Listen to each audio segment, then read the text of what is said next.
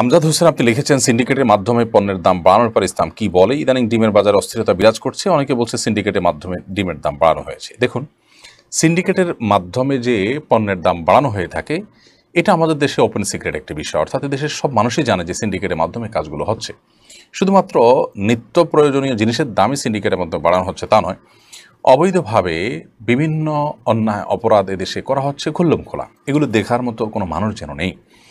আমি ঠিক জানি না যে সংশ্লিষ্ট যারা দায়িত্বশীল আছেন তাদের আদৌ লজ্জা বা শরম বা ন্যূনতম কোনো তাদের বিবেকে কোনো আঘাত করে কিনা। তাদের এই সমস্ত অন্যায়গুলো একেবারে সর্বসাধারণের সামনে উন্মুক্ত, তারপরও তারা কিভাবে সমাজে বুক উঁচিয়ে মাথা তুলে তারা কথা বলেন। আমি একটা ছোট দৃষ্টান্তের কথা বলতে পারি যে পুরো ঢাকা শহরে আপনি যত্রতত্র দেখবেন বড় বড় বাসগুলো থেমে আছে। বিশেষ করে গভীর রাতে যখন আপনি দেখবেন মহাখালীতে বিভিন্ন জায়গায় রাস্তার দুই ধারে অনেকগুলো বাস সারি সারি পার্কিং করা আছে, ডাবল ট্রিপল লাইন করে করে পার্কিং করে রাখা সারা রাতে, এবং রাতভর যে ট্রাকগুলো ঢুকেছে সেগুলোর পিছনে অনেক গাড়ির জ্যাম পড়ে থাকে। এই যে গাড়িগুলো এখানে পার্কিং করা হলো, এটা তো কারোর ব্যক্তিগত কেনা পার্কিং না, রাস্তা। সে রাস্তাতে পার্কিং করা হচ্ছে, নিশ্চয়ই এগুলো প্রভাবশালী কোম্পানির গাড়ি, নিশ্চয়ই এগুলোর জন্য সংশ্লিষ্ট মহলকে ম্যানেজ করা হয়েছে। তা না হলে এই রাস্তায় আপনি ডাবল লাইন ট্রিপল লাইন করে রাতভর ঘন্টায় ঘন্টা গাড়ি রেখে চলে যাবেন। এটা এটা সভ্য কোনো সমাজে কল্পনা করা যায়?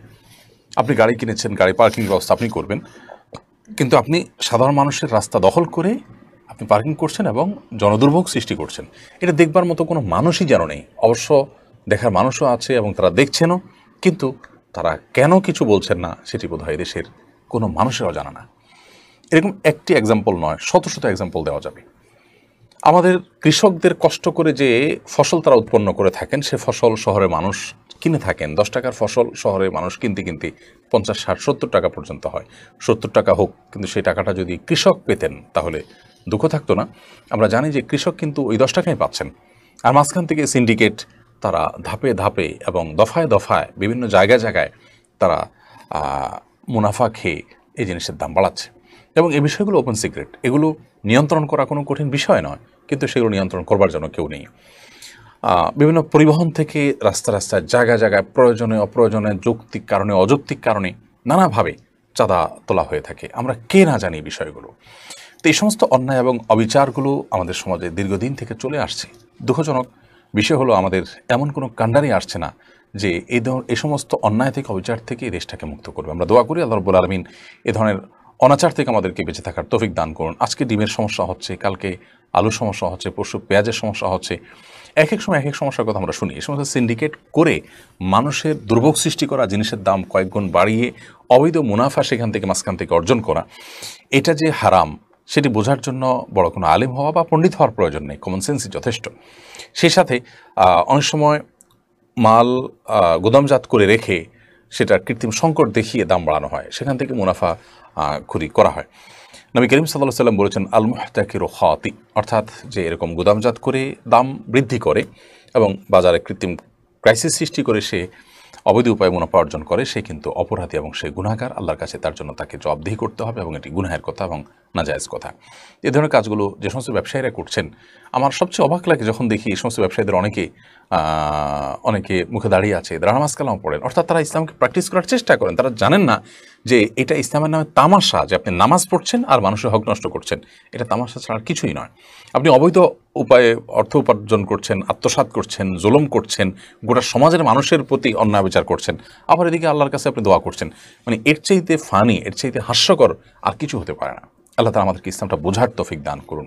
এবং এগুলোর মাধ্যমে আমরা যে খুব সুখী হচ্ছে তা কিন্তু না। আপনি অবৈধ উপায়ে যে সম্পদ আহরণ করবেন, সে সম্পদ আহরণ করে আপনি মানসিক প্রশান্তি কোনো দিনই লাভ করতে পারবেন না। আল্লাহ রাব্বুল আলামিন আমাদের সংশ্লিষ্ট সব ভাইদের যেন বোধোদয় হয়, তাদেরকে বোঝার তৌফিক দান করুন। এরপর জাহানি আইডি থেকে আপনি লিখেছেন, আমার বাবা মারা গিয়েছেন, এখন আমি কিভাবে বাবার জন্য দোয়া এবং সওয়াব পাঠাতে পারি? দোয়ার জন্য আপনি রব্বির হামহুমা কামা রব্বায়ানি সগীরা, এই দোয়াটি সবচেয়ে বেশি বেশি পড়বেন। হে আমার রব, হে আমার পালনকর্তা, আপনি আমার মা বাবার প্রতি ঠিক সেরকম দয়া করুন, মায়া করুন, অনুগ্রহ করুন, যেরকম তারা ছোটবেলায় আমাদেরকে মায়া করেছেন, মমতা দেখিয়েছেন। আপনি এই দোয়াটি বেশি বেশি পড়বেন। এর বাইরে সাধারণভাবে আপনার নিজের ভাষায় আল্লাহ তাআলার কাছে আপনার মায়ের জন্য, আপনার বাবার জন্য, মৃত আত্মীয় স্বজনের জন্য, বিশেষ করে বাবা কথা আপনি বলেছেন বাবার জন্য, কারণ মা মারা গিয়ে থাকলে মায়ের জন্য আল্লাহর কাছে দোয়া করবেন। দোয়া কবুলের সময়গুলোতে বেশি বেশি দোয়া করবেন, সকাল সন্ধ্যায়, জুমার দিন আসরের পর, পাঁচ ওয়াক্ত নামাজের পর ভোর রাত মক্কাতে গেলে সেখানে এই জায়গাগুলোতে এই সময়গুলোতে স্পেশালি আল্লাহ তালার কাছে আপনি দোয়ায় মাসগুলো হবেন ইনশা আল্লাহ হবে ইদিনিল্লাহ। এই দোয়া আল্লাহ তালা আপনার জন্য আপনার মা বাবার জন্য অনেক অনেক বেশি প্রশান্ত এবং রহমত তাদের জন্য আল্লাহ তালা বর্ষণ করবেন। সেই সাথে যে সমস্ত আমলের সব বাবা মার জন্য বা মৃত ব্যক্তির জন্য পাঠানো যায় সেগুলো করবেন বেশি বেশি করে। বিশেষ করে সাদাকা দানের কথা আমরা বলতে পারি, তাদের তরফ থেকে দান করলেন, সাদাকা জারিয়া করলেন, একটা বৃক্ষরোপণ, মসজিদ মাদ্রাসা, গরিব মানুষকে খাবার কিনে দেওয়া, কর্মসংস্থান করে দেওয়া, কাপড় চোপড় কিনে দেওয়া, ঔষধ চিকিৎসার ব্যবস্থা করে দেওয়া, এই কাজগুলো সাধ্য অনুযায়ী করবেন তাদের তরফ থেকে, যে আল্লাহ এটার সবটা আমি আমার নিজের জন্য না আমার বাবার জন্য চাই, তার আমল নামা আপনি পৌঁছে দিন, ইনশাআল্লাহ তিনি সবটা পেয়ে যাবেন। আর আপনি যেহেতু দান করেছেন, কষ্ট করেছেন, এর কারণে একটি সওয়াব তো আপনিও পাবেন ইনশাআল্লাহ তাআলা। এরপরে ভাই আদনান আপনি লিখেছেন, ভুল চিকিৎসায় এক মাদ্রাসার ছাত্র মারা গেছে, এমন ঘটনা প্রায় ঘটছে। ডাক্তার অবহেলা রোগী মারা গেলে সেই ডাক্তার আল্লাহর কাছে হত্যাকারী হিসাবে উঠবে কিনা? ভাই আদনান আপনার প্রশ্নের উত্তরে আমরা বলতে চাই যে ডাক্তার যদি ইচ্ছাকৃতভাবে কোনো রোগীর প্রতি অবহেলা করেন এবং সেই কারণে রোগী মারা যায়, তাহলে তো অবশ্যই তিনি খুনি হিসাবে আল্লাহ তাআলার কাছে দায়ী থাকবেন। একটা মানুষের জীবনের মূল্য কত বেশি আমরা অনেকে হয়তো সেটা জানি না। আল্লাহ সুবহানাহু ওয়া তাআলা একটা মানুষের জীবনের মূল্য কি হাঁকিয়েছেন। আল্লাহ বলেছেন, যে ব্যক্তি কোনো মানুষকে অন্যায়ভাবে হত্যা করবে, ফাকান্নামা কাতালান নাসা জামিআ, কেমন যেন সে গোটা বিশ্বের সমস্ত মানুষকে হত্যা করলো, গোটা পৃথিবীর মানুষকে হত্যা করা হলো একজন মানুষকে হত্যা করা, এটার একই। অর্থাৎ একজন মানুষের জীবনহানি হয়ে যাবে আপনার অবহেলার কারণে, বিষয়টা হলো গোটা পৃথিবীকে ধ্বংস করে ফেলা, গোটা পৃথিবীর সমস্ত মানুষকে শেষ করার মতো অপরাধ। অতএব কোনো ডাক্তার তিনি অবহেলা করে কোনো রোগীকে মৃত্যুর মুখে ঠেলে দিলে অবশ্যই তিনি আল্লাহর কাছে খুনি হিসেবে উঠবেন, বিবেচিত হবেন। আর যদি তার অবহেলাটা অনিচ্ছাকৃত হয়, তার অজান্তে হয়ে যায়, তাহলে সেক্ষেত্রে এই পর্যায়ের অপরাধ হবে না, কিন্তু তারপরে সেটি অপরাধী এবং সের জন্য তাকে আল্লাহকে জবাবদিহি করতে হবে, হতে পারে। তবে অনেক সময় এমন হয় যে ডাক্তার ইথিক্যালি কোনো ভুল করেননি, বাবা মা হয়তো তারা আবেগী হয়ে বা আপনার লাশের যারা ওয়ারিস তারা আবেগী হয়ে ডাক্তারের উপরে নানান কথা তুলে থাকেন, আপত্তি তুলে থাকেন। এই সমস্ত ক্ষেত্রে আমরা জানি, আমাদের কমন সেন্স বলে যে একটা নিরপেক্ষ সুষ্ঠু তদন্ত হওয়া দরকার, যে বাস্তবে কি ঘটেছে, আসলে কি ডাক্তার সাহেব কোনো ত্রুটি করেছেন নাকি বা আমার ধারণা নিছকই অমূলক। তো এ ধরনের তদন্ত হলে বাস্তবতা কি সেটি বেরিয়ে আসে। আমরা সংশ্লিষ্ট যে ঘটনার কথা প্রশ্নে দেখলাম, একজন হেফজখানার ছাত্র ডেঙ্গুতে মারা গেছেন এবং পানির জন্য হাহাকার করেছেন, এক ফোঁটা পানি অন্তত মানে ঠোঁটটা ভেজাতে চেয়েছেন ডাক্তার, সেটিও দেননি। তো যদি কোনো রোগীকে পানি দেওয়াটা রিস্কি হয়, পানি পান করানো, তো ঠোঁট ভেজানোর মতো পানি দেওয়াটা রিস্কি হওয়ার কথা না। তারপরে বিষয় ডাক্তাররা ভালো বলতে পারবেন, এটা আমাদের সাবজেক্ট না। আমি শুধুমাত্র এটুকু বলবো যে যেই সংশ্লিষ্ট ডাক্তারের কথা বলা হচ্ছে, আমি ভিডিও গণমাধ্যমের মাধ্যমে যে ভিডিও দেখেছি সেখানে আমি পরিষ্কার দেখেছি এই ডাক্তারের ম্যানার্সের মধ্যে যথেষ্ট ত্রুটি আছে। তিনি যখন বাবা মা সংক্ষুব্ধ হয়ে কান্নাকাটি করছেন পাগলের মতো, তখন তিনি হাসছেন এবং এই ভিডিওটা অনেকে দেখেছেন। তো সন্দেহাতীতভাবে এখান থেকে বোঝা যায় যে অ্যাজ এ ডক্টর তিনি যাই হন না কেন, অ্যাজ এ মানুষ তার ভেতরে মানবিক গুণের অভাব আছে। তো এ ধরনের ক্ষেত্রে যথেষ্ট আশঙ্কা থাকে যে ভেতরেও তিনি এরকম কোনো ত্রুটি করেছেন কিনা। অতএব বিষয়টিকে তদন্ত করা উচিত।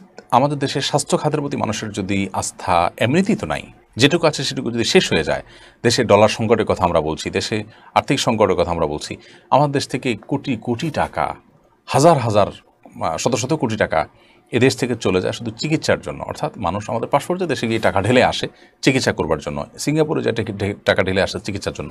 অথচ আমাদের দেশে ডাক্তার, ভালো মানের ডাক্তার অভাব নেই, ডাক্তারদের আন্তরিকতার যথেষ্ট অভাব এবং স্বাস্থ্য খাতের প্রতি মানুষের আস্থার যথেষ্ট ঘাটতি আছে। এই ঘাটতিটা দূর করবার জন্য কোনো উদ্যোগ কেউ নিচ্ছে কিনা আমি জানি না। আমার খুব অবাক লাগে যে একটা দেশের জন্মের পর এত বয়স হওয়ার পরও সেখানে আমরা চিকিৎসাটা নির্বিঘ্নে মানুষ পাবে, নিশ্চিন্তে মানুষ পাবে, খাবারটা নিরাপদ খাবার হবে, নিশ্চিন্তে খেতে পারবে, বাজারে কোনো খাবার নিয়ে মানুষের কোনো সমস্যা থাকবে না, সিন্ডিকেট মুক্তভাবে কৃষক তার ফসল বিক্রি করতে পারবে এবং তার সুফল ভোগ করবে, রাস্তাঘাটে মানুষ নির্বিঘ্নে চলতে পারবে, কোনো চাঁদাবাজি হবে না। এই কমন বিষয়গুলো এখনও পর্যন্ত আমাদের দেশে কেউই আজ পর্যন্ত নিশ্চিত করতে পারেনি।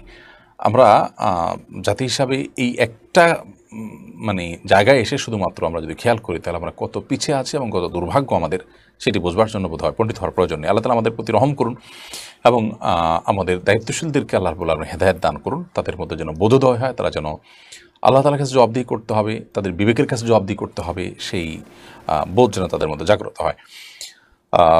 চিকিৎসার ক্ষেত্রে আমরা বাইরের উন্নত অনেক দেশের কথা জানি যে সেখানে রোগীর সুবিধার জন্য অনেক কিছু ডাক্তাররা স্যাক্রিফাইস করে থাকেন শুধুমাত্র রোগীর সুবিধার জন্য। একটা বাচ্চা যখন অসুস্থ হয় সন্দেহাতীতভাবে আইসিইউতে গণহারে মানুষ প্রবেশ করার সুযোগ নেই, অন্যান্য রোগীদের জন্য সেখানে সমস্যার কারণ হতে পারে।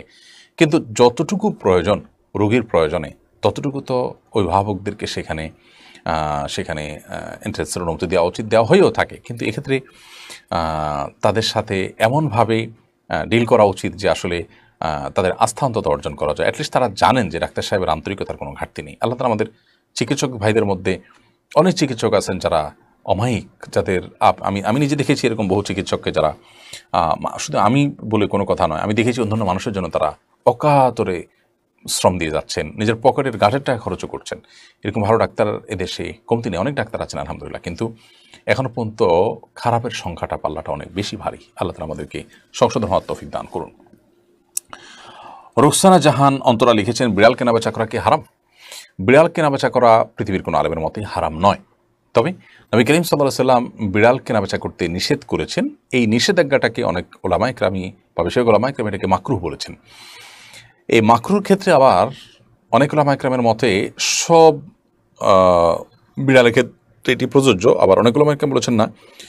নবী করিম সাল্লাল্লাহু আলাইহি ওয়াসাল্লামের যুগে বিড়াল এটা তো মানে আলাদা করে এটাকে প্রতিপালন করা, এটার পেছনে শ্রম ঘাম অর্থ ব্যয় করার ব্যাপার থাকতো না। তো আপনার ঘুরে ফিরে বেড়ায় এরকম একটা জিনিস কেনাবেচা করার তো কোনো অর্থ হয় না। সেই জায়গা থেকে নবী সাল্লাল্লাহু আলাইহি ওয়াসাল্লাম এটা কেনাবেচা করতে নিষেধ করেছেন যে এটা কিসের ভিত্তিতে তুমি বিক্রি করবে, একটা জিনিস এমনিতে হয়ে যাচ্ছে এবং এমনিতে সে বেড়ে উঠছে, এটার পেছনে তোমার কোনো আলাদা ইনভেস্টমেন্ট নাই, তুমি কিসের ভিত্তিতে বিক্রি করবে। এই জন্য তিনি হয়তো নিষেধ করেছেন। তবে বর্তমানে যে সমস্ত বিড়াল বিদেশি বিড়াল পাওয়া যায়, প্রশিক্ষণ দিতে হয়, সেগুলোর জন্য ভ্যাকসিন, খাবার দাবার, প্রতিপালনের হিউজ ইনভেস্টের ব্যাপার আছে, সময় শ্রমের ব্যাপার আছে। তো এগুলো কেনাবেচা করা নিষিদ্ধ নয়, কারণ বিড়াল লালন পালন করা নিষিদ্ধ না মৌলিকভাবে। যেহেতু এটার পিছনে আপনার অর্থ ব্যয় করেছেন, অতএব আপনি সেটা বিক্রি করতে পারেন। এটা অনেক ওলামায়ে কেরামের মত এবং সেই মতটি আমার কাছে অধিকতর যৌক্তিক মনে হয়। আর কোনো আলেমের মতেই কিন্তু সাধারণ বিড়াল বা কোনো বিড়ালে কেনাবেচা করা হারাম নয়, এটাকে মাকরু বলেছেন। জাস্ট এটুকু, মাকরু মানে অপছন্দনীয় এবং অনুচিত কাজ, সেটাও অবশ্যই না করা উচিত এবং ইসলামে নিষিদ্ধের কাতারে পড়ে, কিন্তু নিষিদ্ধের মধ্যে একটা আছে হারাম পর্যায়ে নিষিদ্ধ, একেবারে অকাট্য নিষিদ্ধ, বিষয়টা সেরকম না। আর যদি যেমনটি বললাম যে বিদেশি বিড়াল হয় তাহলে সেটা তো একেবারে স্বতন্ত্র, সেক্ষেত্রে জায়েজ বলে আমি মনে করি। তরিকুল ইসলাম আপনি লিখেছেন, অনেকে এভারেস্ট জয় করেন, অনেকে অনেক দেশ চাঁদে মঙ্গলে অভিযান পরিচালনা করেন, এর পেছনে প্রচুর সময় শ্রম অর্থ খরচ হয়, অথচ এতে ইহকারণ পরকারণ দৃশ্যমান কোনো কল্যাণ দেখা যায় না। এ ধরনের অভিযানের ব্যাপারে ইসলামের দৃষ্টিভঙ্গি কী? দেখুন, এভারেস্ট জয় হোক কিংবা চাঁদ বা মঙ্গল গ্রহে অভিযান চালানো হোক না কেন, এগুলোর মাধ্যমে গবেষণা করে মানুষের জন্য কোনো কল্যাণের পথ আবিষ্কার করা যদি উদ্দেশ্য হয়, এগুলোর মাধ্যমে আল্লাহ রাব্বুল আলামিনের সৃষ্টির রহস্য এটা দেখার সুযোগ হলো, এর মাধ্যমে ঈমান বৃদ্ধি হলো, কোরআনের বিভিন্ন বর্ণনার সাথে বাস্তবতার সামঞ্জস্যতা খুঁজে পাওয়া গেল এবং আল্লাহ তাআলার মাহাত্ম্যের কথা, আল্লাহর বড়ত্বের কথা, তার সৃষ্টির বিশালতা দেখে অনুভব করা গেল। এই সমস্ত বিষয়গুলোর ভিত্তিতে যদি এটি হয় তাহলে সেক্ষেত্রে এটি জায়েজ নয়, বরং কোনো কোনো ক্ষেত্রে ইবাদতও হতে পারে। কিন্তু আজ যেটি হচ্ছে, আমি এভারেস্ট জয়ের কথা বলি, এভারেস্ট জয় যারা করে থাকেন বেশিরভাগ ক্ষেত্রেই তাদের উদ্দেশ্য হয় তাদের নাম কাম অর্জন করা, তাদের সুনাম সুখ্যাতি অর্জন করা, তারা এভারেস্ট জয়ী এই সার্টিফিকেট নেওয়া, এই ব্যক্তিগত আপনার প্রোফাইল বৃদ্ধি করা। কোনো দেশ চাঁদে গেছে, তাদের বিশেষ কোনো আপনার লক্ষ্য টার্গেট মানুষের কল্যাণের করার জন্য এটা যতটা থাকে তার চেয়ে বেশি থাকে যে আজ পৃথিবীতে এটা একটা গুরুত্বপূর্ণ কম্পিটিশনে পরিণত হয়েছে যে কে কোন দেশে যাচ্ছে। তো সেই জিনিসটা অনেক বেশি গুরুত্বপূর্ণ। অতএব তার কারণে একজন মুসলমান হিসাবে আমাদের মনে রাখতে হবে যে আমাদের উদ্দেশ্য হবে শুধুমাত্র আল্লাহ রাব্বুল আলামিনকে সন্তুষ্ট করার জন্য সমস্ত কাজগুলো করা এবং মানে আল্লাহর সন্তুষ্ট করার উদ্দেশ্যেই এই জাতীয় কাজ করা। আল্লাহর সন্তুষ্টির উদ্দেশ্য নাই, মানুষের কল্যাণ করার উদ্দেশ্য নয়, বরং উদ্দেশ্য হলো অন্য কোনো কিছু। তাহলে সেক্ষেত্রে সেটি সওয়াবের পরিবর্তে কিন্তু গুনাহে পর্যবসিত হতে পারে। এটি একটি গুরুত্বপূর্ণ বিষয়। দেখুন, আজকাল এই সমস্ত কথাগুলো আমাদের অনেক কাছে পানসে মনে হবে, অনেকের কাছে এগুলো একেবারে অমূলক মনে হবে, অনেকের কাছে খুব অপ্রাসঙ্গিক মনে হবে, অবান্তর মনে হবে। কারণ দুনিয়াতে আমরা এমনভাবে হাবুডুবু খেয়েছি যে আখিরাতটা আমাদের কাছে এখন তুচ্ছ হয়ে গেছে। কিয়ামতের আগে এমনটি হওয়াটা অস্বাভাবিক নয়, কিন্তু একজন ঈমানদার তার প্রত্যেকটা কাজকেই কোরআন এবং হাদিসের ছাঁচে ফেলে তার আলোকে তিনি মূল্যায়ন করে সামনে অগ্রসর হওয়ার চেষ্টা করবেন। মোহাম্মদ রিপন আপনি লিখেছেন, গ্রামের কেউ মারা গেলে আমি কবর খনন করি। কবর খনন করার কারণে মৃতের বাড়িতে আমাকে দাওয়াত করে খাওয়ানো হয়। এ ধরনের খাবার খাওয়ার বিধান কি? ভাই রিপন, কবর খনন করা এটা তো প্রত্যেকটা এলাকার মুসলমানদের উপরে ফরজে কেফায়া পর্যায়ের কাজ, অর্থাৎ প্রত্যেক এলাকার মানুষই তারা কবর খননের কাজ করবেন। যে কোনো মানুষ মারা যায় সে মানুষকে কবরস্থ করবেন, তার জন্য প্রয়োজনীয় সব উদ্যোগ গ্রহণ করবেন। কিন্তু যদি কোনো এলাকাতে কোনো ব্যক্তি বিশেষ এই কাজ আঞ্জাম দেন, তাহলে সেক্ষেত্রে সবার তরফ থেকে আদায় হয়ে যাবে এবং এটার জন্য কোনো বিনিময় তিনি গ্রহণ করতে পারবেন না, কোনো বিনিময় তিনি গ্রহণ করবেন না, কারণ এটি সবার তরফ থেকে ফরজে কেফায়া।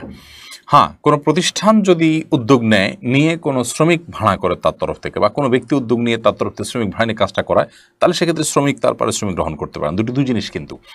যিনি নিজে থেকে আঞ্জাম করছেন, আঞ্জাম দিচ্ছেন, তিনি তার তরফ থেকে আঞ্জাম দিতে গিয়ে যদি তিনি কোনো প্রকার গুনাহে পর্যবসিত, তিনি সেখানে যদি কোনো অর্থ দাবি করেন, কোনো পয়সা দাবি করেন, তাহলে সেক্ষেত্রে সেটা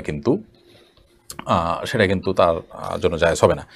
অতএব আপনি আল্লাহর জন্য করেছেন, আপনার কোনো উদ্দেশ্য ছিল না খাওয়ানো, কিন্তু আপনাকে তারা খুশি হয়ে খাইয়েছেন, এটা ট্র্যাডিশনে পরিণত হয়নি, তাহলে এটা জায়েজ হতে পারে। কিন্তু আমাদের দেশের ট্র্যাডিশনে পরিণত জানি, অনেক এলাকাতেই কবর খননকারীকে ডেকে এনে তাকে খাওয়ানো হয় এবং যারা আপনার লাশের দায়িত্বশীল বা ওয়ারিস বা অভিভাবক বা মালিক, তারা অনেক সময় এই কাজগুলো করে থাকেন।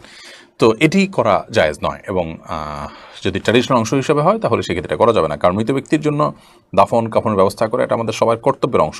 কর্তব্য পালন করে সেখানে আপনি কোনো বিনিময় গ্রহণ করলে সেটা কিন্তু জায়েজ হবে না। এরপর আরাফাত ইসলাম আপনি লিখেছেন, MLM কোম্পানিতে টাকা বিনিয়োগ করার শরীয়ত বিধান কি? দেশে লক্ষ লক্ষ যুবক বারবার ধোঁকা খাচ্ছে, পুঁজি হারাচ্ছে, তারপরে এসব কোম্পানিতে টাকা ইনভেস্ট করছে। লোভী কি এর প্রধান কারণ? আপনার মতামত জানতে চাই। ভাই আরাফাত ইসলাম, MLM কোম্পানিতে টাকা বিনিয়োগ করা গুনাহের কথা।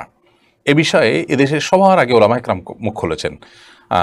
রাষ্ট্রীয়ভাবে তারা ব্যবসা করার জন্য পারমিশন অনেকে নিয়ে কাজ শুরু করেছেন, কিন্তু এটা দেখভাল করার দায়িত্ব যে এদের মাধ্যমে কতটা মানুষ ক্ষতিগ্রস্ত হতে পারে, প্রতারিত হতে পারে, এগুলো দেখভাল করার দায়িত্ব সংশ্লিষ্ট মহলের এবং প্রশাসনের হলেও ওলামা একরাম সবার আগে সতর্ক করেছেন এবং সে সতর্কে অনেকে আলহামদুলিল্লাহ সরে এসছেন, ফিরে আসছেন। যারা ফিরে আসেন নাই তারা সর্বশান্ত হয়েছেন, সেই ডেস্টিনি থেকে নিয়ে, সেই যুবক থেকে নিয়ে। অনেক সময় দেখা গেছে MLM ব্যবসায় আর নামধারী আলেমরা অনেকে জড়িয়ে গেছেন, কিন্তু ওলামা একরাম, সিনিয়র ওলামা একরাম এদেশের বিভিন্ন প্রান্ত থেকে MLM ব্যবসার হারাম হওয়ার বিষয়ে ফতোয়া দিয়েছেন একেবারে শুরু থেকে, এবং আমরাও এ বিষয়ে বারবার মানুষকে সতর্ক করেছি যতটুকু আমাদের তৌফিক ছিল। আমার মনে আছে যে SPC ওয়ার্ল্ড নামে একটা কোম্পানির বিরুদ্ধে আমরা ফতোয়া দেওয়ার পর তাদের লোকজন অফিসে এসে আমাদের হুমকি দামকিও দিয়েছে, কিন্তু কিছুদিন পর দেখা গেল যে তাদের বিরুদ্ধে প্রতারণার অভিযোগে তাদের একেবারে অনার পর্যায়ে মানুষ যারা ছিলেন, MD চেয়ারম্যান পর্যায়ে যারা মানুষ ছিলেন, তাদেরকে গ্রেপ্তার করা হলো। এখনও তারা, আমি ভুল না জেনে থাকলে, এখন তারা সম্ভবত জেলে আছেন। তো ওলামা ইকরাম অনেক আগে সতর্ক করেন, মানুষ হয়তো অনেক দেরিতে সেগুলো বোঝে। আজ গোটা পৃথিবী সুদ ব্যবস্থার উপর দাঁড়িয়ে আছে। সুদকে ওলামা ইকরাম হারাম জানাচ্ছেন, আল্লাহর ঘোষণাকে আল্লাহ তারা জানাই দিচ্ছেন। আমাদের কাছে পানসে মনে হচ্ছে, বিরক্তিকর মনে হচ্ছে যে সুদ ছাড়া এখন পৃথিবীতে এগুলো কল্পনা করা যায় নাকি? মৌলভী সাহেবদের সমস্ত কথা কি দুনিয়া চলতে পারে? আমাদের কাছে মনে হচ্ছে এরকম। সুদ গোটা পৃথিবীর সম্পদকে সামান্য কিছু মানুষ হাতে নিয়ে যাচ্ছে। আপনি লক্ষ্য রাখবেন, গোটা পৃথিবীতে আস্তে আস্তে আস্তে আস্তে আস্তে মানুষ সবাই চাকরে পরিণত হচ্ছে এবং গুটিকতক মানুষের কাছে সম্পদ চলে যাচ্ছে। এটা যেতে যেতে আরও চরম পর্যায়ে চলে যাবে। সুদ গরিবকে আরও গরিব করে দেয়, ধনীকে আরও ধনী করে দেয়। এই অর্থ ব্যবস্থা গোটা পৃথিবীকে তার পরিণতির দিকে নিয়ে যাচ্ছে এবং দাজ্জাল একসময় সে সব কন্ট্রোল তার হাতে চলে আসবে, সেই দিকে পৃথিবী চলে যাচ্ছে।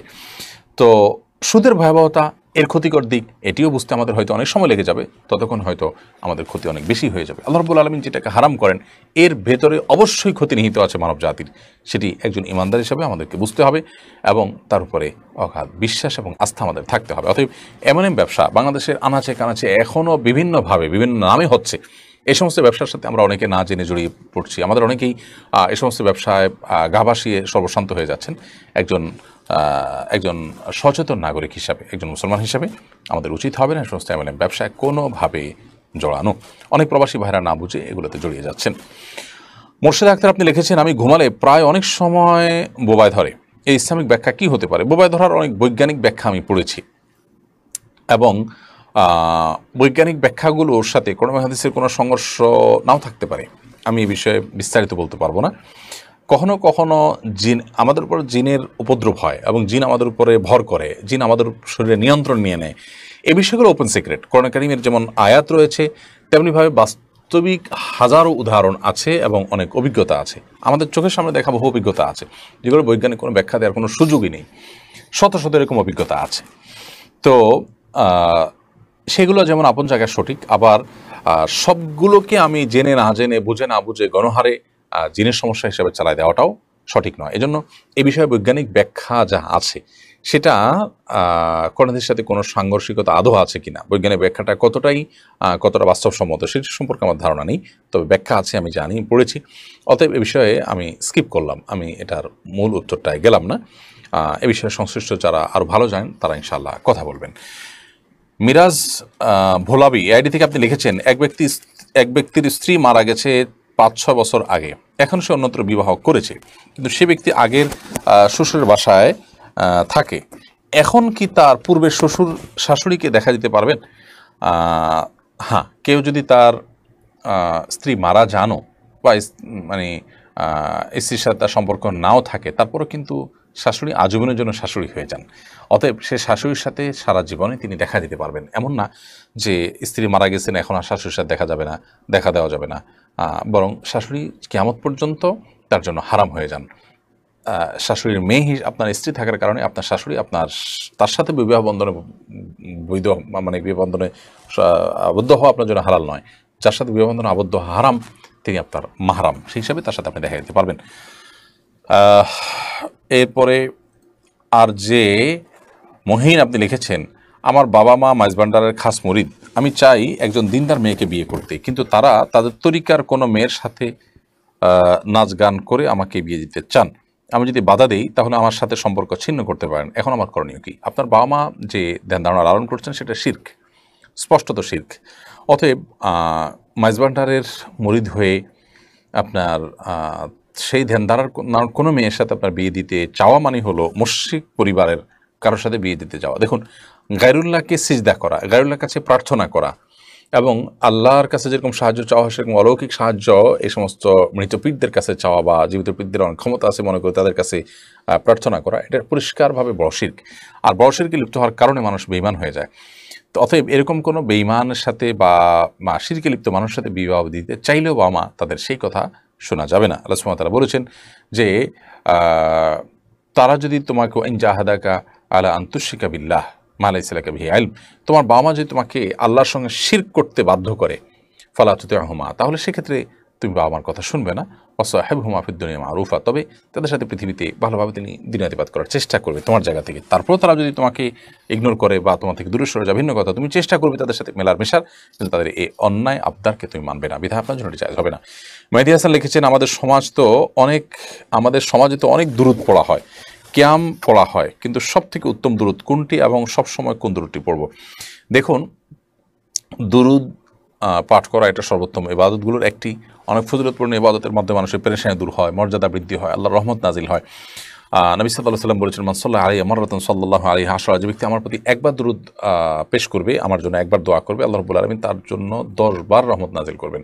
অতএব আমরা অনেক বেশি পরিমাণে দুরূদ পাঠ করব, আল্লাহর রহমতের আশা করব, সেটি যেমন ঠিক একইভাবে মনে রাখতে হবে যে দুরূদ পাঠ করলে তার জন্য দাঁড়াতে হবে বা কিয়াম করতে হবে, এটি কিন্তু সঠিক নয়। কোনো কথা কিন্তু কোরআন আমাদেরকে বলেনি এমন কোনো কথা মনে করাভাবে করাটাই হলো নকল আমল নিয়ে আল্লাহর কাছে নাজাত পাওয়া যাবে না।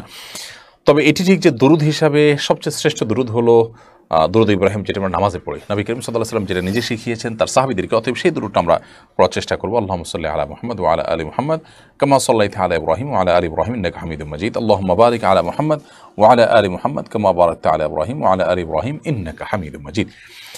আলামিন আপনি লিখেছেন, আমি একটি মসজিদে ইমামতি করি। আমাদের মসজিদের কর্তৃপক্ষ নিয়ম করেছেন শুক্রবারে মাগরিব, এশা, ফজর ও জুমার নামাজ সূরা কাহফ পড়তে হবে। প্রশ্ন হলো, এভাবে কোনো নামাজের জন্য নিজের পক্ষ থেকে কেরাত নির্দিষ্ট করে নেওয়া সুন্নাহ সম্মত কিনা, এবং মুক্তাদি হয়ে ইমামকে নির্দিষ্ট কেরাত পড়ার নির্দেশ দেওয়া যাবে কিনা? দেখুন, কোনো কেরাতকে নির্দিষ্ট করে নেওয়া যে এটাই পড়বো অন্য কোনোটা পড়বো না, এরকম নির্দিষ্ট করে নেওয়াকে অনেক ফোকাহে কেরাম এটাকে মাকরুহ বলেছেন। আর এর চেয়ে বড় কথা হলো এখানে যে ইমাম সাহেবকে মুক্তাদিরা এইভাবে কেরাত নির্ধারণ করে দেওয়া যে এর বাইরে আপনি পড়তে পারবেন না, এটার কোনো সুযোগ নেই। হ্যাঁ, মুক্তাদিরা ইমাম সাহেবের কাছে আবদার করতে পারেন মাসনুন কেরাত পড়ার, অবশ্যই সেটার অধিকার মুক্তাদির আছে। যে নবী করিম সাল্লাল্লাহু আলাইহি সাল্লাম মাগরিবের সালাতে যে সূরাগুলো পড়তেন সচরাচর, এর সাথে যেই টাইপের সূরা পড়তেন, ফজরের যে টাইপের সূরা পড়তেন, আপনি সেই টাইপের সূরা পড়বেন, এরকম আবদার মুক্তাদিরা করতে পারেন। বরং মুক্তাদির আবদার ছাড়াই ইমাম সাহেব এটা করা উচিত, সেটা ভিন্ন বিষয়। সূরা কাহাফ জুমার দিনে তেলাওয়াত করার অনেক ফজিলত আছে, সেটা মুক্তাদিরা করার চেষ্টা করবেন। কিন্তু জুমার দিনের যত নামাজ আছে সব নামাজগুলোতে ভাগ করে সূরা কাহাফ তেলাওয়াত করার এরকম কোনো কথা না সাহাবা একরাম বলেছেন, না নবী করিম সাল্লাল্লাহু আলাইহি ওয়াসাল্লাম করেছেন, না অন্য কারোর মধ্যে এর প্রচলন বা আমল শোনার যোগ্য ছিল। অতএব এরকম একটা জিনিস ইমাম সাহেবকে নির্দেশ করে করানোর কোনো সুযোগ নেই। আপনি বলবেন যে জুমার দিনের আমলে তো সূরা কাহাফ, অতএব নামাজের মধ্যে আমরা করতে চাই, তো সেটা আপনি নিজের নফল নামাজের মধ্যে করেন, কিন্তু ফরজ নামাজের মধ্যে অন্যান্য মুসল্লিদের যেমন সুবিধা অসুবিধার ব্যাপার আছে, সবচেয়ে বড় কথা হলো ইমাম সাহেব সূরা কোনটা পড়বেন কেন পড়বেন তার স্বাধীনতা আছে। সেক্ষেত্রে আপনি ফিক্স করে ইমাম সাহেবকে এরকম বাইন্ডিংসের মধ্যে ফেলে দিবেন, এটা সন্দেহাতীতভাবে নাজায়েজ একটি কাজ। এটা সন্দেহাতীতভাবে ইমামের প্রতি মুক্তাদিদের যে দায়িত্বশীলতা আছে এটা তার খেলাফ একটি কাজ, পরিপন্থী একটি কাজ। এটা হলো ইমামকে রীতিমতো চাকর হিসাবে ট্রিট করা, এবং নামাজের ক্ষেত্রে অন্তত এটা করার কোনো সুযোগ নেই যে আমি ঠিক করে দিব এর বাইরে আপনি পড়বেন না, এর মধ্যেই আপনি পড়বেন। তো এই কাজগুলো যারা করছেন আমি মনে করি যে তারা সঠিক কাজ করছেন না, এবং আমি আশা করব যে তারা তাদের ভুল বুঝতে পারবেন এবং তারা ফিরে আসবেন। ইমাম সাহেবকে তারা উদ্বুদ্ধ করবেন মাসনুন কেরাত পড়ার জন্য। মাসনুন কেরাত পড়া এটাই হলো মূল। এর বাইরে এরকম ফিক্স করে নিয়ে ইমাম সাহেবকে সেটা পড়তে বাধ্য করা এটা একেবারেই উচিত কাজ নয়। এমনি শাকিল আপনি লিখেছেন, আমি সৌদি আরব প্রবাসী, আমি যে স্থানে কাজ করি সেখানে মাঝে মাঝে জোহর এবং আসরের নামাজ জামাতে আদায় করলেও প্রায় সময় একাই নামাজ আদায় করতে হয়, এতে করে কি আমার কোনো গুনাহ হবে? ভাই শাকিল, আপনি সৌদি আরবে থাকেন, যেখানে কাজ করছেন সেখানে জোহর আসরের নামাজ আপনি আদায় করতে পারলেও একা একা আদায় করা লাগে। একা একা আদায় করলে আপনি ওয়াক্তমতো আদায় করছেন, আলহামদুলিল্লাহ, এটা সান্ত্বনার বিষয়, অনেকে সেটিও করছে না। তবে এইটুকু সান্ত্বনাই আপনার নিয়ে ক্ষান্ত হলে চলবে না, বরং আপনার উচিত হবে আশপাশে আরও দু একজনকে সাথে নিয়ে হলেও জামাতের ব্যবস্থা করা। মাঝে মধ্যে এরকম একাকী হয়ে যায় সেটা ভিন্ন কথা, নিয়মিত আপনি জামাত তরক করে চলবেন, সেটা অনুচিত কাজ। আপনার কর্তব্য হবে অন্যদেরকে জামাতের ব্যবস্থা করা, অন্যথায় এমন কোনো জায়গায় জব করার ব্যবস্থা করা যেখানে আপনার জামাতে নামাজ পড়ার সুযোগ তৈরি হবে। সারা জীবন ধরে সারা বছর জুড়ে আপনার জামাত তরক হতে থাকবে এবং সেটা আপনি মেনে নিতে থাকবেন, এটা কখনোই গ্রহণযোগ্য হতে পারে না। মোহাম্মদ মারুফ ইসলাম লিখেছেন, একজন বক্তা বলেছেন সালাতে রুকু থেকে উঠতে সামি আল্লাহু লিমান হামিদা বলা যাবে না। হুলিমান হামিদা নামে কোনো শব্দ নেই, সামি আল্লাহ লিমান হামিদা বলে আল্লাহ শব্দে থেমে বলতে হবে। দেখুন, এটা নিয়ে অনেক কন্ট্রোভার্সি, অনেক আলাপ সালাপ, অনেক তর্ক বিতর্ক হয়েছে, আলহামদুলিল্লাহ আমরা সেগুলো দেখেছি। আসলে প্রকৃত অর্থে মানে এ ধরনের ইস্যুতে আর কথা বলার একটা প্রয়োজনও ছিল না, কিন্তু অগত্যা প্রশ্নটি আপনি করে ফেলেছেন। দেখুন, সামি আল্লাহু লিমান হামিদা এটি হলো শব্দের সঠিক উচ্চারণ। সামি আল্লাহু লিমান হামিদা, সামি আল্লাহ লিমান হামিদা এটা সঠিক উচ্চারণ নয়। থামতে হবে সেখানে যেখানে মানুষ ওয়াকফ করবে, ওয়াকফ না করলে সেখানে আপনার হরকত থাকলে সেখানে সাকিন দেওয়ার সুযোগ নেই, বিশেষ করে শব্দের শেষে, এবং সেটার কিছু নিয়ম নীতি আছে আরবিতে। তার আলোকে সামি আল্লাহ লিমান হামিদা বলার কোনো সুযোগ নেই। সামি আল্লাহু লিমান হামিদা এভাবে বলতে হবে। এখন কথা আমাদের যারা সামি আল্লাহ হুলিমান হামিদা বলে, এখন এভাবে হুলিমান বলতে আসলে কিছু আছে, দেখুন এটা বলার ভুল, এভাবে বলা উচিত না, ভুল তো বলি, কিন্তু এই ভুলটা এরকম না যে এর কারণে অর্থ বিকৃত হয়ে নামাজ হবে না। কারণ হলো এখানে হুলিমানকে আলাদা করে হুলিমান কোনো শব্দ মিন করে মানুষ পড়ে আসলো তা না। এক্ষেত্রে শেখ বিন ইবনে উসাইমিন রাহমাতুল্লাহ একটা দারুণ ফতোয়া আছে, উনি বলেছেন কিরাতের ক্ষেত্রে নামাজের মধ্যে মানুষ যদি এরকম কোনো কিছু বলে যে ইন্টেনশনটা তার ভুল না, বলার ভুল, তাহলে সেক্ষেত্রে তার নামাজ হবে। অতএব এটাকে যত বড় করে দেখিয়ে আমরা মনে করছি যে মানুষের নামাজ হচ্ছে না, এটা সেরকম না, কিন্তু ভুলকে সংশোধন করব, বলবো যে হুলিমান না, আমরা সামি আল্লাহু লিমান হামিদা বলবো। আর হুলিমান তো কেউ বলে না, আসলে টানের চোটে ওইরকম হয়ে যায়। যেমন আল্লাহু আকবার আমরা বলি, তো আল্লাহু আকবার দুইটা শব্দ, কিন্তু বলতে গেলে অনেক সময় শুনতে গেলে মনে হয় যে হু আকবার বলা হচ্ছে, আসলে হু আকবার বলতে কিছু নেই। তো এইভাবে আরবিতে অনেক কথাই, অনেক শব্দ উচ্চারণ করতে গেলে আমাদের শুনতে ভুল শোনা যায়, অথবা আমাদের বলতে ভুল বলা হয়ে যায়, কিন্তু ইন্টেনশন যেহেতু হুলিমান না, অতএব হুলিমান বলতে কিছু নাই, আমি অনর্থক একটা শব্দ বললাম, ব্যাপারটা সেরকম হবে না। নামাজ নষ্ট হবে এরকম ভুল না, কিন্তু ভুল এবং সে ভুলকে সংশোধন করাটা সঠিক আছে। তো সংশোধন করতে গিয়ে যেটা যে পর্যায়ে সে পর্যায়ে রাখতে হবে, এটাকে তার চাইতে বাড়িয়ে বলা যাবে না।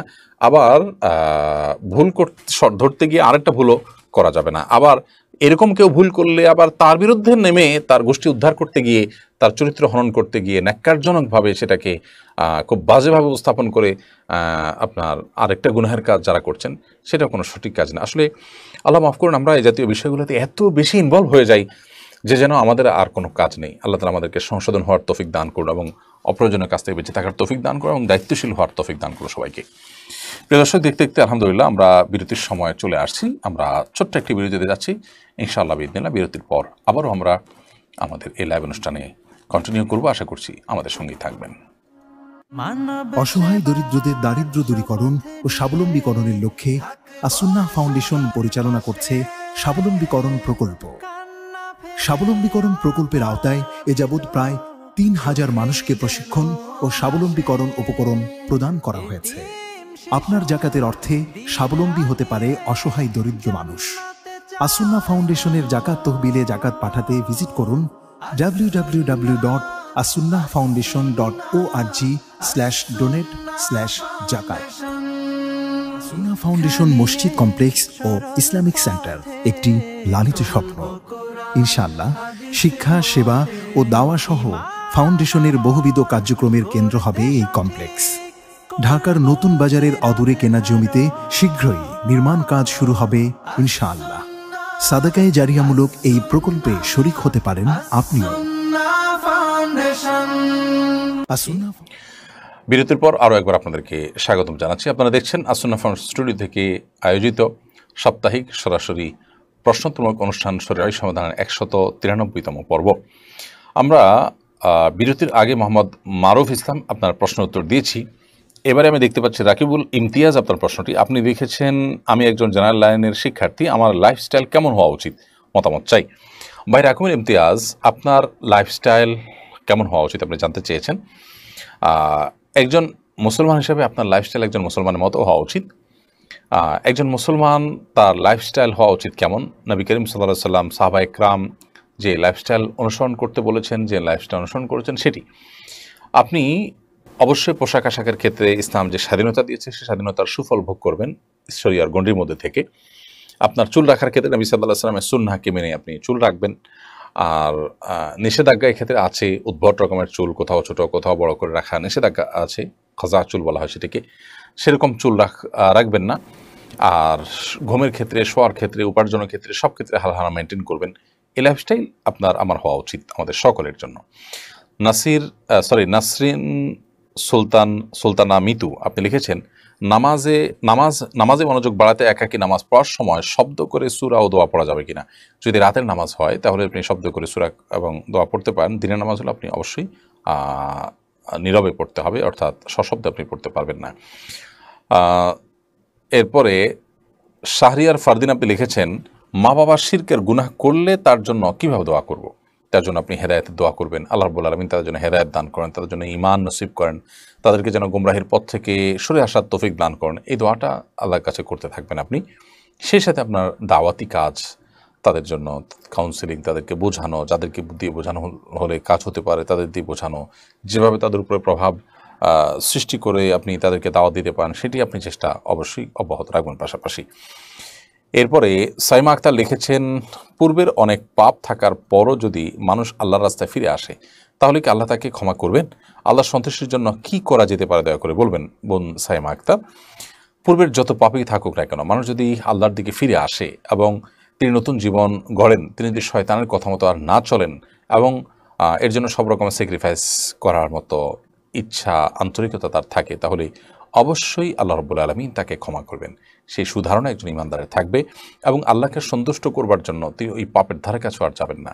ওই পাপের কর্মের কারণে তিনি নিজের প্রতি নিজে ভৎসনা করবেন, লজ্জিত হবেন, অনুতাপ তার মধ্যে থাকবে। সেই সাথে তিনি ওই পাপের বিপরীতে ভালো কাজ, আবার অনেক বেশি বেশি ভালো কাজগুলো করতে থাকবেন, নফল, তারপরে যে আপনার ফরজ ওয়াজিব তো আছেই, সেই সাথে সাদাকা, নফল ইবাদত, এগুলো অনেক বেশি পরিমাণে তিনি করতে থাকবেন এবং দোয়া আল্লাহ তাআলা কাছে করবেন, আগের গুনাহের জন্য ক্ষমা চাইতে থাকবেন ইনশাআল্লাহ বিদিনিল্লাহ। এর মাধ্যমে তিনি আল্লাহর সন্তুষ্টির সোনালি শেখরে তিনি পৌঁছাতে পারেন। খাদিজা ময়না আপনি লিখেছেন, মেয়েরা কি বাবার কবর দেখতে কবরস্থানে যেতে পারবে? মেয়েদের কবরস্থানে যাওয়ার ব্যাপারে ফুকাহা একরামের অভিমত হলো যে তারা কবরস্থানে যাবেন না। নবী করিম সাল্লাল্লাহু আলাইহি সাল্লাম জাওয়ারাতুল কুবুরের প্রতি লানত বর্ষণ করেছেন, অর্থাৎ তারা যারা খুব বেশি কবর জিয়ারত করে। অবশ্য এই খুব বেশি কবর জিয়ারত করে এই শব্দটি হাদিসে থাকার কারণে অনেক ওলামা একরাম বলেছেন যে যারা খুব বেশি করে না, মাঝে মধ্যে যায়, তারা নিষেধাজ্ঞার আওতায় পড়বে না। এজন্য বেশ বড় অংশে একটা ওলামা একরাম একদল ওলামা একরাম তারা কিন্তু মেয়েদেরকে কবরস্থানে যেতে নিষেধ করেন না, বরং যে সেখানে গিয়ে নিয়ন্ত্রণহীন হয়ে যাওয়া, অতিরিক্ত যাওয়া, এগুলো নিষিদ্ধ হাদিসের আলোকে, বাকি মাঝে মধ্যে যাওয়া নিষিদ্ধ নয়। আর এই মতটিকে উড়িয়ে দেওয়া যায় না নানা কারণে, এই মতটি আমার কাছে শক্তিশালীও মনে হয়।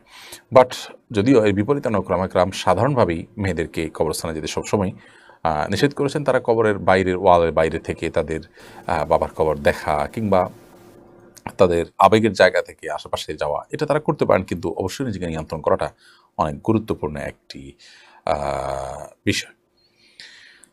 এরপরে তানজিনা মাহমুদ আপনি লিখেছেন, কোনো মুসলিম ব্যক্তি মারা গেলে আলহামদুলিল্লাহ বলার শরঈ বিধান কি? দেখুন, কোনো মুসলিম ব্যক্তি মারা গেলে তিনি অর্থাৎ সংবাদ যিনি শুনলেন তিনি আলহামদুলিল্লাহ বলবেন, এটি শরীয়তে কখনো গ্রহণযোগ্য হতে পারে না। আলহামদুলিল্লাহ বা আল্লাহর প্রশংসা করবেন তো আপনি ভালো কিছু হলে। কোনো মানুষের মৃত্যু এটা তো বিপদের বিষয়, এটা তো কষ্টের বিষয়, তিনি যেই হন না কেন। এমনকি কোনো অমুসলিম মৃত্যুবরণ করলেও নবী করিম সাল্লাল্লাহু আলাইহি ওয়াসাল্লাম তার জন্য তার খারাপ লাগা কাজ করতো। বিশেষ করে এই দৃষ্টিকোণ থেকে তো আসবে লোকটির হেদায়েত নসিব হলো না। এটা হলো ইসলামের দৃষ্টিকোণ। ইসলামের মতো এত উদার, এত ব্রড চিন্তা পৃথিবীতে অন্য কোনো মানুষ, অন্য কোনো মতবাদের অনুসারীরা কখনোই লালন করতে পারে না। আল্লাহ রাব্বুল আলামিন আমাদেরকে মুসলমান হওয়ার তৌফিক দান করুন। তাহমিনা খানম আপনি লিখেছেন, আমার স্বামী তার মাকে খুব ভালোবাসে, মা যা বলে সেটা শোনার চেষ্টা করে, ভালো মন্দ কিছুই যাচাই করে না। তা যদি ইসলাম বিরোধী হয়, ৫ ওয়াক্ত নামাজ পড়ে, পর্দায় থাকা সত্ত্বেও তুচ্ছ-তাচ্ছিল্য করে, মা এবং ছেলে মিলে নামাজ নিয়ে, পর্দা নিয়ে কথায় কথায় খোঁটা মারে, এখন আমার কি করা উচিত? দেখুন, আপনার স্বামী তার মাকে ভালোবাসেন এবং মা যা বলেন তা শোনার চেষ্টা করেন, এটা তার ভালো গুণ। কিন্তু ভালো মন্দ যাচাই না করা, ইসলাম বিরোধী কাজও যদি মা করেন সেটাকেও সমর্থন জানানো, অবশ্যই সেটা অন্যায় আপনার সামনে যদি সেরকম কিছু তিনি করে থাকেন। আর ৫ ওয়াক্ত নামাজ পড়ার পরও পর্দা থাকা সত্ত্বেও যদি তিনি তুচ্ছ-তাচ্ছিল্য করেন, তো তারা এটা অবশ্যই অন্যায় কাজ করছেন।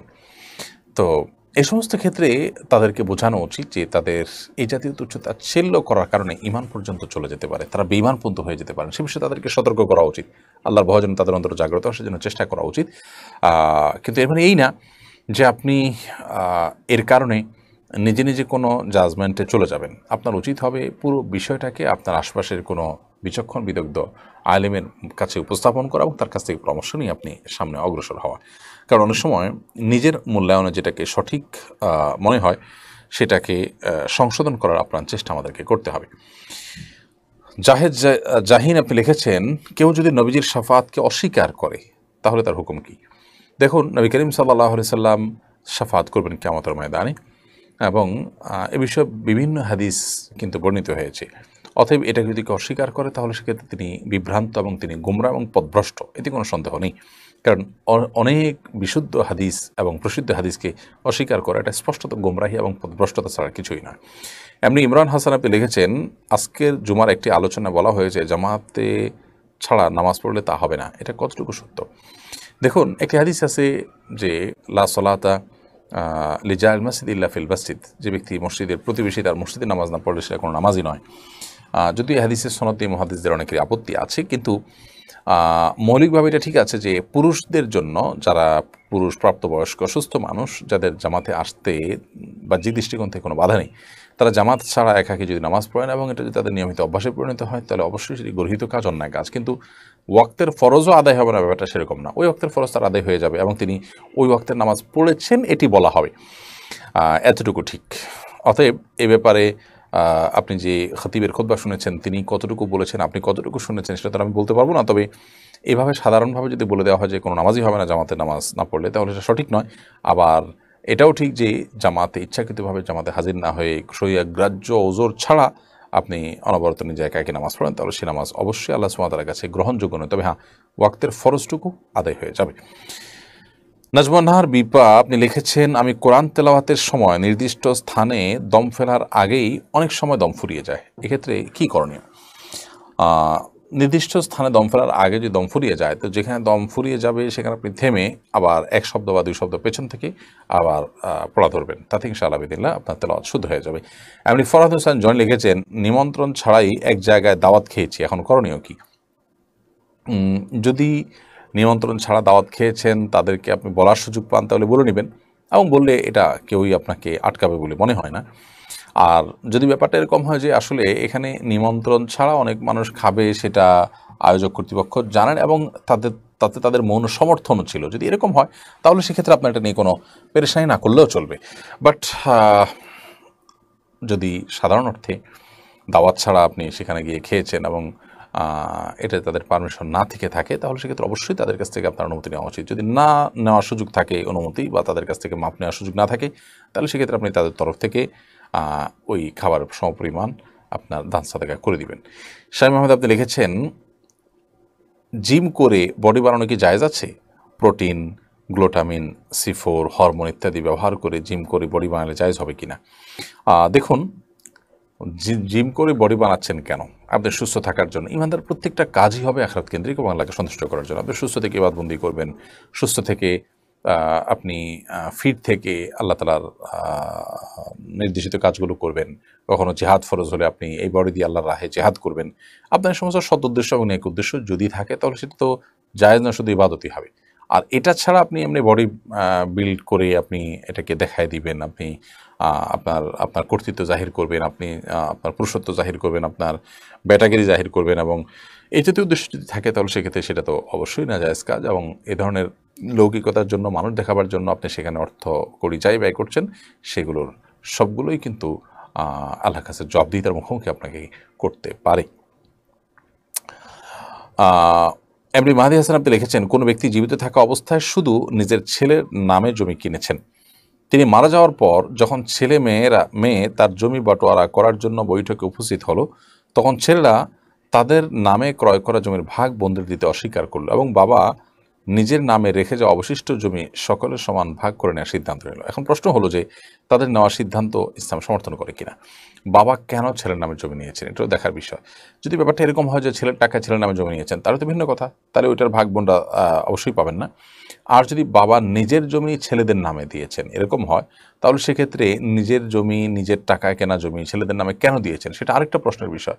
সেটি যদি যৌক্তিক কোনো কারণে হয়, যেমন কোনো ছেলে বিশেষ কারণে দুর্বল, তাকে বাবা মা একটু হেল্প করতে চেয়েছেন, সেটা জায়েজ হতে পারে ওইটুকু। আর যদি মেয়েদেরকে ঠকাবার জন্য ইচ্ছাকৃতভাবে ছেলেদেরকে এরকম দিয়ে থাকেন, অনেক বাবা মা যেটি করে থাকেন, যুক্তি কোনো কারণ ছাড়াই ছেলেদেরকে সুদ দিলেন, মেয়েদেরকে পরিপূর্ণ ঠকালেন, তাহলে সেক্ষেত্রে সেটা অন্যায় এবং বাবার সে অন্যায়কে রিকভার করার সুযোগ ছেলে সন্তানদের আছে বাবার মৃত্যুর পর। আর তা হলো যে তারা এটাকে সমহারে বোনদের যথাযথ হক অনুযায়ী, কোরআন অনুযায়ী তাদের বন্টন করা, সেটি তাদেরকে করতে হবে। যদি না করেন তাহলে তারা অবশ্যই আল্লাহর কাছে গুনাহগার হবেন। এরপরে সাবিহা শান্তা আপনি লিখেছেন, আমি 8 মাসের গর্ভবতী, আমার সন্তান যেন নেককার হয়, তার জন্য আমার করণীয় কি? আপনি এই টাইমে বেশি বেশি তেলাওয়াত করবেন, দোয়া করবেন আল্লাহর কাছে খুব বেশি। সূরা ফুরকান 74 নম্বর আয়াত এবং অন্য যে সমস্ত আয়াতে নেক সন্তান আল্লাহর কাছে চাওয়া হয়েছে, সেই আয়াতগুলো বিশেষ পাঠ করবেন। রব্বি হাবলি মিনাস সালিহিন, রব্বি হাবলি মিন লাদুনকা যুররিয়াতান তাইয়্যিবা ইন্নাকা সামিউদ দুআ, বিশেষ এই সমস্ত দোয়া পড়বেন এবং আল্লাহর কাছে সাধারণভাবে সন্তান যেন নেক হয়, সুস্থ হয়, সেজন্য দোয়া করতে থাকবেন। কোরআন তেলাওয়াত বিশেষ করে করতে থাকবেন, গুনাহের কাছ থেকে বেঁচে থাকবেন এবং বিশেষ করে হারাম উপার্জন থেকে, হারাম বক্ষণ থেকে বেঁচে থাকার আপনার চেষ্টা করবেন। ইনশাআল্লাহ তার সুফল আপনি পাবেন, সন্তানের মধ্যে তার ইতিবাচক প্রভাব পড়বে। হাফসা বিনতে মান্নান আপনি লিখেছেন, আমি ছোটবেলা থেকে দেখে আসছি আমার নানি মোরগের রান থেকে আর পাখনার নিচ থেকে অল্প কিছু মাংস ফেলে দেন, তার মতে এটা হারাম মাংস। এর ভিত্তি কিংবা দলিল কিছু কি আছে? না ভাই, এরকম কোনো কথা কোরআন এবং হাদিস থেকে প্রমাণিত নয় যে মুরগের রান থেকে আর পাখনার থেকে নিচের দিক থেকে কিছু অংশ ফেলে দিলেন। যদি তার কোনো কিছু খেতে অভক্তি হয়, সেটা একান্ত তার ব্যাপার, সে তিনি ফেলে দিতেই পারেন। বাট হারাম এটা বললে তার প্রমাণ লাগবে। শরীয়তে এরকম কোনো অংশকে, মুরগির কোনো অংশকে এভাবে হারাম বলেনি। অতএব সেটিকে মানে যেটাকে আল্লাহ হারাম বলেনি সেটাকে হারাম মনে করা কিন্তু আরেক অপরাধ। শাহলিউল্লাহ আপনি লিখেছেন জুমা মুবারক লিখে পোস্ট করার কি কোনো ফজিলত আছে বাস্তবে? জুমা মুবারক লেখার কোনো হাদিসের আলোকের কোনো বিশেষ ফজিলত নেই, তবে জুমার দিনের কথা আপনি মানুষকে স্মরণ করা যেতে পারেন, জুমার দিনের আমলের কথা মানুষকে স্মরণ করা যেতে পারেন, সেটি ভিন্ন বিষয়। ঈদের দিন উপলক্ষে অভিবাদন জানানো, একজন আরেকজনকে শুভেচ্ছা জানানো, সেটি সুন্নাহ।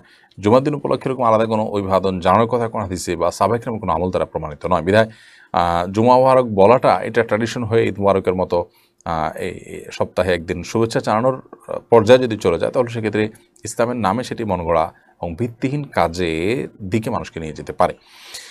মেহেদি সহি আপনি লিখেছেন শ্বশুর বাড়ি মাইশা সহি আপনি লিখেছেন শ্বশুর শাশুড়ির সাথে কথা না বললে কি গুনাহ হবে? শ্বশুর শাশুড়ির সাথে কেন, কোনো মুসলমানের সাথে ইচ্ছাকৃতভাবে আপনি যদি 3 দিনের বেশি কথা না বলে থাকেন তাহলে গুনাহ হবে। যত অন্যায় যত অপরাধী করুক না কেন, আপনি স্বাভাবিক থাকার চেষ্টা করুন। অ্যাটলিস্ট মানে কথা বন্ধ করা যেটাকে বলা হয়, একদম বয়কট করে বিচ্ছিন্ন হয়ে থাকা, এটার সুযোগ নেই।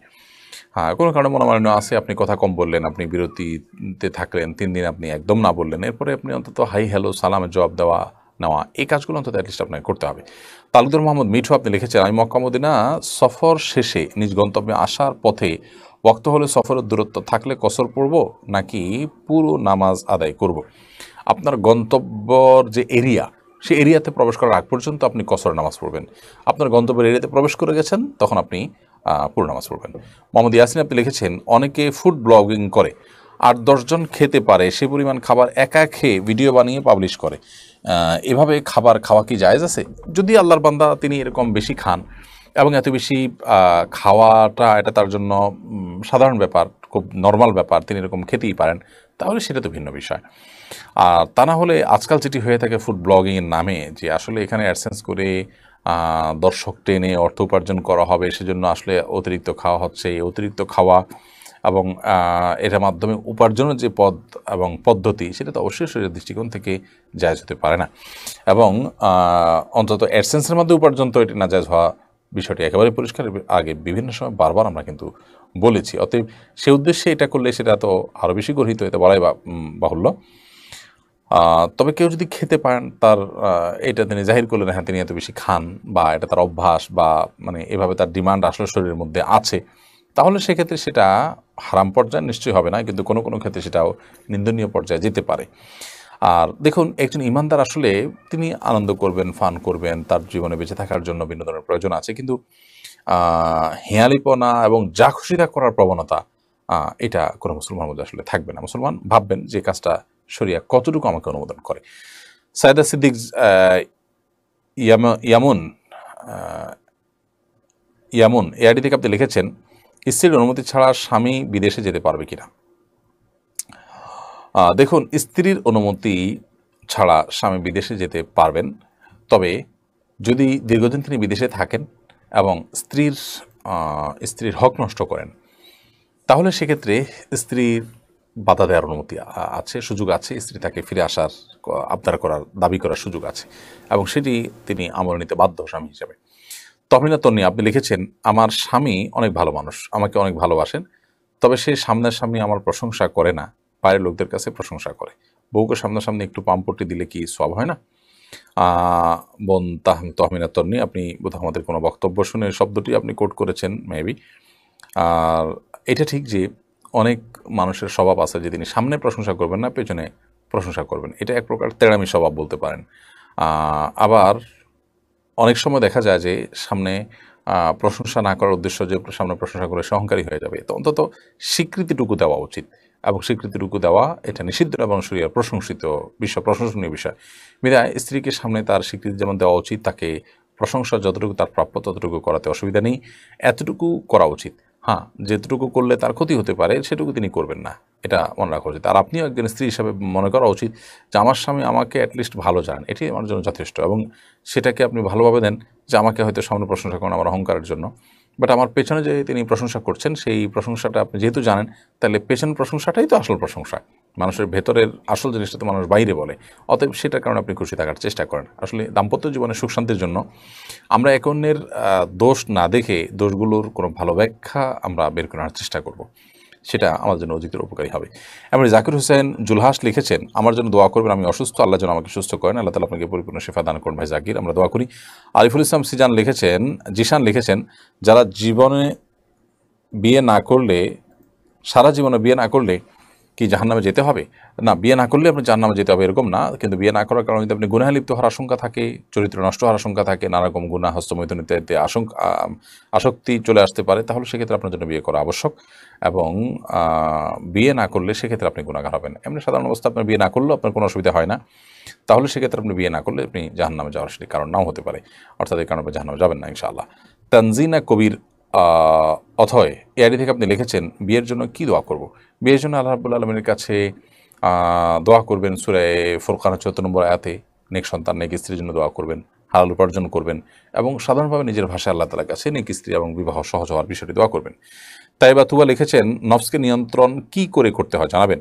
নফসকে নিয়ন্ত্রণ করার জন্য প্রথমত কোনো নেককার আল্লাহভীরু মানুষ যারা আছেন সে সমস্ত মানুষদের সান্নিধ্যে যাওয়া, এবং যারা নফসকে নিয়ন্ত্রণ করতে পারে, নফসের বাইরে চলা, বিরুদ্ধেও যারা চলতে শিখে, সেই মানুষগুলোর সান্নিধ্যে থাকার চেষ্টা করা, তাদের সাথে উঠা বসা করার চেষ্টা করে, নফস নিয়ন্ত্রণ করার অনেক বড় একটা মাধ্যম। আল্লাহ তাআলার কাছে দোয়াও করা যেতে পারে। নফসকে নিয়ন্ত্রণ করার মালিক মূলত আল্লাহ রাব্বুল আলামিন। সেই জন্য নবী করিম সাল্লাল্লাহু আলাইহি ওয়াসাল্লাম দোয়াও শিখিয়ে দিয়েছেন, ওয়ালা তাকিলনি ইলা নাফসি তরফাতা আইন, আল্লাহুম্মা আতি নাফসি তাকওয়াহা ওয়া যাক্কিহা ওয়া আনতা খায়রু মান যাক্কাহা। আল্লাহ আপনি আমার মনকে পরিশুদ্ধ করে দিন, পবিত্র করে দিন, আমার আত্মশুদ্ধি করে দিন, এবং আপনি সর্বোত্তম পরিশুদ্ধকারী অন্তরকে। এবং আল্লাহ তাআলার কাছে এই দোয়া করা যে আল্লাহ আপনি আমার আমাকে আমার প্রবৃত্তির কাছে আপনি এক মুহূর্তের জন্য ছেড়ে দিয়েন না, অর্থাৎ আমাকে আপনি নিয়ন্ত্রণ করে যাতে আমি প্রবৃত্তির গোলামি না করি। তো এই দোয়াগুলো আল্লাহ তাআলার কাছে সাধারণভাবে আপনি করতে পারেন। জালালউদ্দিন লিখেছেন, রাতে খালি গায়ে ঘুমানো কি খারাপ? শরঈ দৃষ্টিকোণ থেকে খালি গায়ে বা আপনার গায়ে কিছু দিয়ে ঘুমানোর পর আলাদা কোনো নির্দেশনা নেই। এটা আপনি চাইলে খালি গায়ে ঘুমাতে পারেন, চাইলে গায়ে কিছু দিয়ে ঘুমাতে পারেন, এটা একান্ত আপনার উপর। তবে স্বাস্থ্যগত দিক অবশ্যই খেয়াল রাখতে হবে। খালি গায়ে শোয়ার পরে আমাদের অসুস্থ হওয়ার আশঙ্কা থাকে কিনা, ঠান্ডা লাগার আশঙ্কা থাকে কিনা, অথবা অন্য কোনো আশঙ্কা থাকে না, সেগুলো খেয়াল করতে পারে। বাকি আপনি খালি দিকে ঘুমানো এটা মুবাহ, জায়েজ। হাফেজ এমডি মুজাহিদুল ইসলাম লিখেছেন, মৃত ব্যক্তিকে দেখলে কি শরীর নাপাক হয়ে যায়? তখন কি গোসল করা জরুরি? না, মৃত ব্যক্তিকে দেখলে শরীর নাপাক হয় না। তবে হ্যাঁ, মৃত ব্যক্তির দাফনে কাফনে শরীক হলে তখন গোসল করে বাসায় প্রবেশ করার কথা হাদিসে বলা আছে। অর্থাৎ আপনি দাফন কাফনের শরীক যদি হয়ে থাকেন, তাহলে এই উপলক্ষে আপনি এটা গোসল করবেন, সেটা করা উত্তম এবং ভালো কাজ। কিন্তু সেটা ওয়াজিব পর্যায়ের না, না করলে গুনাহ হবে, বাট সেরকম না, করা সওয়াবের কাজ। আর এমনি মৃত ব্যক্তিকে দেখলেই গোসল করতে হবে সেরকম কোনো কথা কোনো দেশে নেই। কেএম সামি আপনি লিখেছেন, বর্তমান সময় বিভিন্ন বক্তা পরস্পর বিরোধী বক্তব্য রাখছেন একই বিষয়, এক্ষেত্রে কার কথা বিশ্বাস করব? আল্লাহ মাফ করুন, আমাদেরকে দেখতে হবে কোরআন হাদিসের সাথে সামঞ্জস্যপূর্ণ কথা কার, কোরআন হাদিসের আলোকে কে কথা বলছেন, কোরআন হাদিসের দলিল প্রমাণ দিয়ে কে কথা বলছেন, আমরা সেটাকে অনুসরণ করব। আমরা দলিলের ভিত্তিতে অনুসরণ করব। কোনো ব্যক্তি যদি এমন কিছু বলেন যেটা কোরআন হাদিসের দলিল আসলে সেটাকে সাপোর্ট করে না, তাহলে সেক্ষেত্রে সেটাকে আমরা গ্রহণ করব না। জায়েদ হোসেন আপনি লিখেছেন, কোনো আলেমের নামের আগে আল্লামা লেখা যায় কি না? আল্লামা যদি হন কেউ, তাহলে আল্লামা লেখা যায়। আল্লামা আসলে এটা অনেক বড় উপাধি। আল্লাহ মানে অনেক বড় আলেম, ইলমের মহাসমুদ্র, ইলমের অনেক গভীরে আছেন। আমাদের মতো যারা আপনার সোশ্যাল মিডিয়াতে অনেক বেশি পরিচিত, বা আমরা খুব ছোটোখাটো বিষয়গুলোতে অনেক ভালো পারদর্শিতা দেখাতে পারি, কিংবা হয়তো অনেক ভালো আলোচনা করতে পারেন, অনেক সুন্দর করে কথা বলতে পারেন সাজিয়ে গুছিয়ে, কোরআন হাদিসের অনুবাদ করে মানুষকে শোনাতে পারেন প্রাসঙ্গে, এই সমস্ত আমাদেরকে মতো মানুষকে অনুসারে মানুষ আল্লাহ বলেন, এটা ভুল।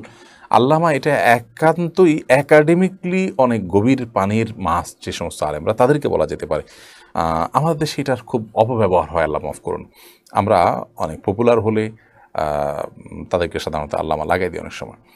এমনি মাজেদুল ইসলাম লিখেছেন, কাউকে কাফের বলা যাবে কি না? দেখুন, কেউ যদি কুফরি করে ইসলাম থেকে খারিজ হয়ে যায়, তখন তাকে কাফের বলা যায়, কিন্তু এটা কোনো ব্যক্তি বলার জিনিস না। হ্যাঁ, আর যদি কেউ আগে থেকে কাফের, তো তাকে তো কাফের বলাই যেতে পারে, যদি অস্বীকারী, আল্লাহকে অস্বীকার করে তাকে কাফের বলাই যেতে পারে। কিন্তু কোনো মুসলমান যদি মোরতাদ হয়ে যান, ইরতিদাদ হয়ে যায়, তাহলে সেক্ষেত্রে তাকে কাফের বলা, এটা ওলামা ইকরামের ফতোয়ার উপর নির্ভর করে গ্রহণযোগ্য ওলামা ইকরাম ফতোয়া দিয়ে সেটা বলবেন, এটা আসলে ব্যক্তি বিশেষ এটা বলার জিনিস না। হিজাজি সাহেব আপনি লিখেছেন, ভাই একজন কিন্তু বোন দুজনের বেশি হলে জমি কী নিয়মে বন্টন হবে? দেখুন, বোন যদি দুজন হয়, তাহলে সেক্ষেত্রে তারা বাবার টোটাল সম্পদের সর্বোচ্চ 2/3 পাবেন। যদি এক ভাই 2 বোন হন, তাহলে সেক্ষেত্রে সম্পদ বন্টন হবে আপনার 4 ভাগ, তার 2 ভাগ পাবেন ভাই, আর বাকি যে 2 ভাগ পাবেন সেটা বোনরা 1 ভাগ করে পাবেন। আর আপনার যদি অন্য কোনো ওয়ারিস থাকেন তাহলে সেক্ষেত্রে ভাগের আপনার অঙ্ক ভিন্নভাবে হবে। বাট একটা মৌলিক কথা আমরা জেনে রাখি, আল্লাহ তাআলা কোরআনে জানিয়েছেন যদি কোনো মৃত ব্যক্তি একজন কন্যা সন্তান রেখে যান তাহলে তিনি সর্বোচ্চ অর্ধেক পাবেন মৃত ব্যক্তির সম্পদের। আর যদি 2 বা ততোধিক সন্তান রেখে যান তাহলে সেক্ষেত্রে তারা টোটাল সম্পদের 3 ভাগের 2 ভাগ পর্যন্ত পাবেন, বাকি 1 ভাগ অন্য ওয়ারিসরা বা অন্য যারা আছেন তারা পাবেন। আবুল কালাম আজাদ এআইডি থেকে আপনি লিখেছেন আলেমদের সম্মানার্থে কিয়ামতের দিন আলেমদের বিচার সবার সামনে না করে পর্দার আড়ালে বিচার করবেন, এই কথাটা কতটুকু সত্য? এটা আমার জানা নেই। কোরআনে কোথাও এরকম কোনো শব্দ এরকম কোনো কথা আদৌ আছে কিনা যে আলেমদের বিচার তাদের সম্মানার্থে আল্লাহ তাআলা আলাদা করে করবেন। তবে হ্যাঁ, এটা ঠিক যে আল্লাহ তাআলা অনেক ব্যক্তিকেই কিন্তু ডেকে ডেকে তাদের দোষকে আল্লাহ লুকাবেন। বিশেষ করে দুনিয়াতে যারা মানুষের দোষ লুকাতো, কেমন আল্লাহ তাদের দোষকে লুকাবেন, সবার সামনে প্রকাশ করবেন না। এমনি মাদুদুল ইসলাম আপনি লিখেছেন কোরআন শব্দের অর্থ কী? কোরআন এ শব্দ কেরাআত থেকে এসেছে। কেরাআত মানে পাঠ করা, সেখান থেকে কোরআন এসেছে। তার মানে এটা পাঠ্য, এটা এমন গ্রন্থ যেটা বারবার পাঠ করার নির্দেশ দেওয়া হয়েছে, এটা পাঠের জন্য এসছে, সেই অর্থে এটাকে কোরআন বলা হয়। শফিউর রহমান পাভেল আপনি লিখেছেন মসজিদ ও হেফজখানা একসঙ্গে হওয়ায় ডান পাশের কাতারে মুসল্লি প্রত্যেক ওয়াক্তে বেশি হয়, এদিকে আমাদের কোনো সমস্যা হবে? এটা অবশ্যই মানে সালাতে যে আদব সুন্নাহ তার খেলাফ হবে যে এক পাশে অনেক বেশি হবে। হালকা বেশি হতে পারে, কিন্তু ব্যালেন্স থাকা উচিত। প্রয়োজনে ডান পাশে হেফজখানার ছাত্ররা বেশি দাঁড়ায় এরকম যদি হয় তাহলে সেক্ষেত্রে ওস্তাদরা তাদেরকে উদ্বুদ্ধ করে ডান বাম দোনো পাশে দাঁড়ানোর জন্য পরামর্শ দিবে এবং ছাত্রদেরকে নিয়ন্ত্রণ করার জন্য যা যা প্রয়োজন সেটা তারা গ্রহণ করবেন। আরিফুর রহমান আরিফ লিখেছেন গাছে পেরেক মেরে বিভিন্ন ধরনের জিকির লাগানো যায় আছে কিনা? এই বিষয়ে আমরা আগে বলেছি, অন্যের গাছ, সে গাছে আমি পেরেক মারলে গাছের ক্ষতি হয় আমরা জানি। অতএব এভাবে গণহারে আমি গাছের পেরেক লাগিয়ে সেখানে ভালো কথাও যদি লিখে দিই তাহলে সেটা অবশ্যই অনুচিত হবে এবং অন্যায় কাজ হবে। আমি এমনভাবে যদি সেখানে রশি টসি বেঁধে রাখি যেখানে কারো কোনো ক্ষতি হবে না, সেটা ভিন্ন বিষয়। কিন্তু পেরেক মারলে যেহেতু গাছের ক্ষতি হয়, সেই হিসাবে আপনি গাছের মালিক না হলে সে কাজটি করতে পারেন না। এমনকি মালিক হওয়ার পর যদি বিকল্প কোনো পথ থাকে প্রয়োজন ছাড়া গাছের ক্ষতি করা, এটা শরিয়ার যে মেজাজ বৃক্ষের ব্যাপারে, তরুলতার ব্যাপারে তার খেলাফ। নবী করিম সাল্লাল্লাহু আলাইহি ওয়াসাল্লাম মরুভূমিতে থাকা বড়ই গাছের মতো এই টাইপের গাছ নষ্টকারী মানুষের উপরে কিয়ামতের দিন জাহান্নামের আগুন ঢালা হবে সে শাস্তির কথা বলেছেন। তার মানে প্রয়োজনীয় গাছ নিধন করা শরীরের কাছে গ্রহণযোগ্য বিষয় নয়। সেই জায়গা থেকে যেটা অপ্রয়োজনীয়, যেটা ছাড়া বিকল্প অন্য কোনো উপায়ে কাজটা সারা যায়, সেটা করে যদি গাছের ক্ষতি হয় তাহলে সেটা করা উচিত হবে না। ইসরা জাহান লিখেছেন মোবাইল থেকে দূরে থাকবো কিভাবে? অনেক চেষ্টা করে দূরে থাকতে পারছি না। দেখুন, এটার জন্য সদিচ্ছাটা খুব জোরালো হওয়া উচিত। আপনি অনেক চেষ্টা করে পারছেন এর মানে হলো আপনার ইচ্ছা খুব শক্তিশালী না, আপনার নিয়তটা খুব আপনার দৃঢ় না। এজন্য আপনার পাক্কা নিয়ত করতে হবে, নিজেকে নিজে পানিশমেন্ট দিতে হবে এবং কোনো ভালো মুরব্বীর কাউন্সেলিং আপনাকে, সিনিয়র কোনো আল্লাহ ভীরু কোনো মানুষের কাউন্সেলিং আপনাকে নিতে হবে এবং সেরকম পরিবেশ আপনি থাকতে হবে। মোহাম্মদ তারেক আপনি লিখেছেন আমি একজন ইন্টার ফার্স্ট ইয়ারের ছাত্র, আমি দীর্ঘদিন যাবৎ হারাম রিলেশনশিপে জড়িয়ে গিয়েছিলাম। আপনার বক্তব্য শোনার পর আমি ফিরে আসি। আমি এর আগেও অনেকবার আল্লাহর কাছে তওবা করেছিলাম, আবার একই গুনাহ করেছি, আল্লাহকে আমাকে ক্ষমা করবেন। দেখুন, আল্লাহ রাব্বুল আলামিন, তার গুণবাচক নাম হলো তাওয়াব, তিনি বারবার ক্ষমা করেন বান্দাকে। অতএব আপনি আল্লাহ তাআলার কাছে বারবার ক্ষমা চাইতে থাকবেন। কিন্তু এর মানে এই না যে আপনি আল্লাহ রাব্বুল আলামিনের কাছে জেনে বুঝে ঠান্ডা মাথায় একের পর এক অন্যায় করতে থাকবেন আর বারবার আপনি আপনার আল্লাহর কাছে তওবা করতে থাকবেন, এটা সঠিক নয়। বরং আপনি যেমন আল্লাহ তাআলার কাছে তওবা করবেন, আগের তওবাটি যেন পরবর্তী তওবাটি যেন আগের তওবাটির চাইতে স্ট্রং হয়, সেই বিষয়টি আপনি খেয়াল রাখবেন, তার জন্য সচেষ্ট থাকবেন। জেসমিন আক্তার আপনি রেখেছেন সরকারি চাকরিজীবীরা জিপিএফ ফান্ডের টাকা জমা করেন, এর লভ্যাংশ টাকা কি বৈধ হবে? যেই পার্সেন্টেজ কমপক্ষে এতটুকু সরকারি ফান্ডে আপনাকে রাখতেই হবে বাধ্যতামূলকভাবে, সেটার অতিরিক্ত যে লভ্যাংশ সেটা আপনার জন্য হালাল। আর নিজে থেকে উইলিংলি যে পার্সেন্টেজটা, যে বাধ্যতামূলক পার্সেন্টেজের বাইরে যে পার্সেন্টেজটা আপনি রাখবেন বা যে অংশটা আপনি রাখবেন, সেটার মুনাফাটা আপনার জন্য নেওয়া জায়েজ হবে না। এরপরে নাসিম হাসান জিম আপনি লিখেছেন কোনো নিকটাত্মীয় শিরকে লিপ্ত থাকলে তার সাথে সম্পর্ক ছিন্ন করা যাবে কিনা? নিকটাত্মীয় যদি শিরকে লিপ্ত থাকেন তারপরেও আপনি অবশ্যই এরকম ব্যক্তির সাথে সম্পর্ক ছিন্ন করতে পারেন, বিশেষ করে তাকে সংশোধন করবার জন্য, অভিমান করে তাকে হেদায়েতের পথে আসার সুযোগ করে দেওয়ার জন্য, কিংবা তার দ্বারা নিজে প্রভাবিত হওয়ার আশঙ্কা থাকলে তা সেক্ষেত্রে।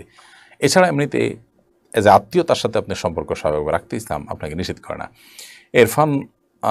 ইরফানুল হক ভূঁইয়া আপনি লিখেছেন, জামাতে নামাজ কি যে কেউ পড়াতে পারে নাকি তার জন্য কোনো নিয়ম কারণ আছে? না, বিশেষ কোনো নিয়ম কারণ নেই। যিনি নামাজ শুদ্ধ করে পড়তে পারেন তিনি যে কারো ইমামতিও করতে পারেন।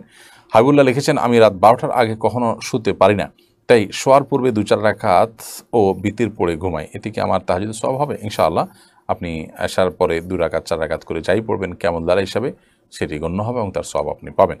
এমডি ওয়ালিদ হাসান লিখেছেন, আজানের উচ্চারণ ভুল হলে কি নামাজে কোনো সমস্যা হওয়ার সম্ভাবনা আছে? না, এর কারণে নামাজ হবে না বা নামাজের মধ্যে তার প্রভাব পড়বে, ব্যাপারটা সেরকম না।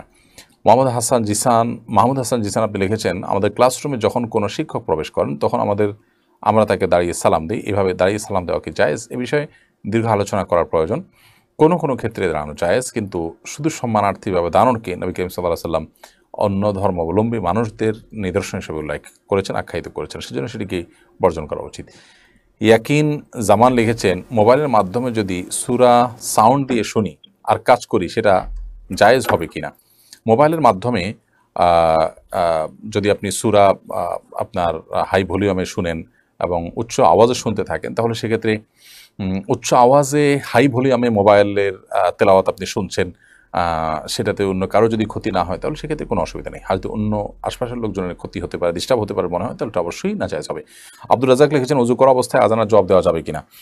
উজু করা অবস্থায় যদি পানি অপচয় করা ছাড়া ফাঁকে ফাঁকে আজানের জবাব দিতে পারেন তাহলে সে সুযোগ থাকলে অবশ্যই দিতে পারবেন। আব্দুল সালাম লিখেছেন, শ্রেণীকক্ষে স্যার সালাম দিয়ে প্রবেশ করবে নাকি সকল শিক্ষার্থী সালাম দিয়ে দাঁড়াবে? সঠিক নিয়ম কোনটি? অবশ্যই স্যার সালাম দিয়ে প্রবেশ করবেন, এটি সুন্নাহ। নবী সাল্লাল্লাহু আলাইহি ওয়াসাল্লাম বলেছেন, যিনি আসবেন তিনি উপস্থিত মানুষকে সালাম নিবেদন করবেন। মেফতাহুল জান্নাত পুতুল লিখেছেন, প্রতিবেশী খারাপ কাজে লিপ্ত, এখন আমি কি তার সাথে সম্পর্ক রাখবো নাকি সম্পর্ক রাখবো না, আমার করণীয় কি? আপনি তাকে নাসিহা করার জন্য, দাওয়াত দেওয়ার জন্য, হেদায়েতের পথে আনার জন্য সম্পর্ক রাখবেন, আর তার খারাপ কাজের প্রতি ঘৃণার অংশ হিসাবে তার থেকে দূরত্ব বজায় রেখে চলবেন। এরপরে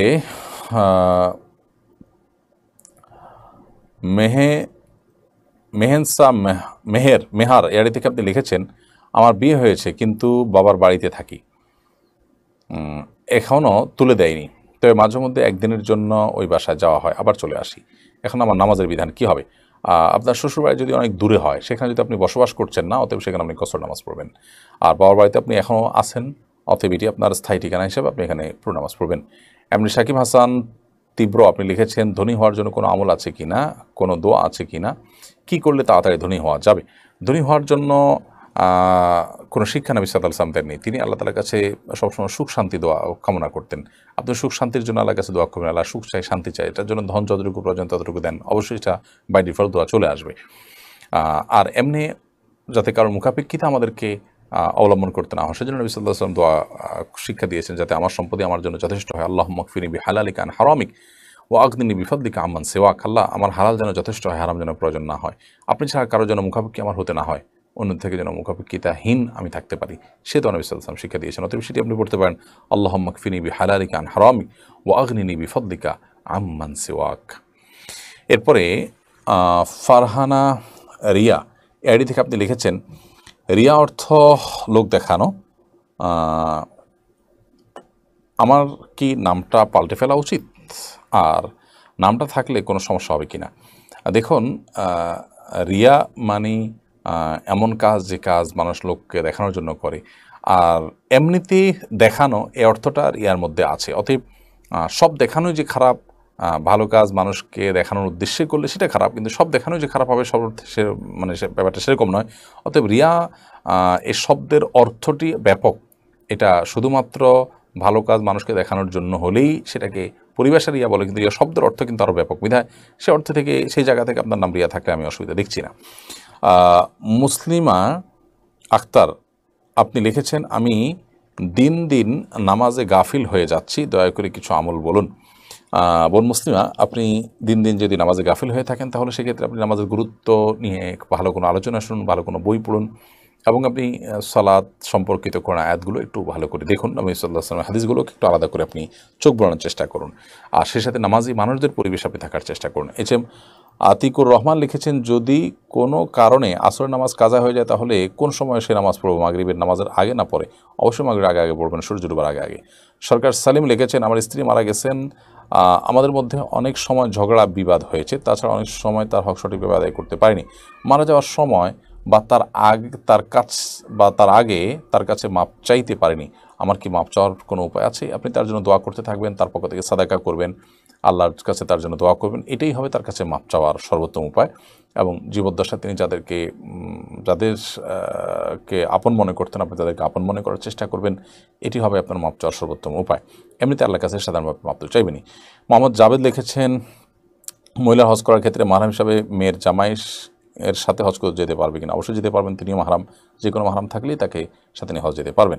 নূরুন্নবী ইসলাম লিখেছেন, রব্বানা আতিনা ফিদ দুনিয়া হাসানা ওয়া ফিল আখিরাতি হাসানা ওয়াকিনা আযাবান নার। এটি কি মুহাম্মদ সাল্লাল্লাহু আলাইহি সাল্লামের দোয়া? এটি কোরআনের দোয়া। কোরআনের দোয়া তো নবী সাল্লাল্লাহু আলাইহি সাল্লাম অবশ্যই পড়েছেন, অতএব নবী সাল্লাল্লাহু আলাইহি সাল্লামের দোয়া বটেই, তবে মূল হলো এটি আল্লাহ রাব্বুল আলামিনের শেখানো দোয়া। ফাহিম ফাইয়াজ আপনি লিখেছেন, আমাদের এলাকার একজন মুরব্বী বললেন, পীরের দরবার মসজিদের সমান। এর সত্যতা জানতে চাই, যেটা ভিত্তিহীন কথা, কোনো ভিত্তি কোন হাদিসে নেই, এটা মন গড়া কথাবার্তা। মোহাম্মদ আবদুল্লাহ আপনি লিখেছেন, অজু অবস্থায় ভিডিও কলে কথা বললে কি অজু ভেঙে যায়? না, এর কারণে অজু ভাঙে না। এরপরে নরহায়তি মিতু, আজীব এবং বিদগুট অনেকগুলো নাম থাকে এবং অনেক স্পেলিংও ভুল লেখেন। যাই হোক, আইডি থেকে আপনি লিখেছেন, গোসলের পর কি আবার নামাজের জন্য অজু করতে হবে? গোসলের পর গোসল যদি সুন্নাহসম্মতভাবে করেন তাহলে আলাদা করে নামাজ আর উজু করার প্রয়োজন হয় যদি ওজু না ভেঙে থাকে। ফায়জা লাজুক লিখেছেন, আমার কন্যার সন্তানের নাম আয়েশা সিদ্দিকা রাখতে চাই, এরপরে আপনার মূল্যবান পরামর্শ চাই। অবশ্যই আপনি রাখতে পারেন, কোনো অসুবিধা নেই।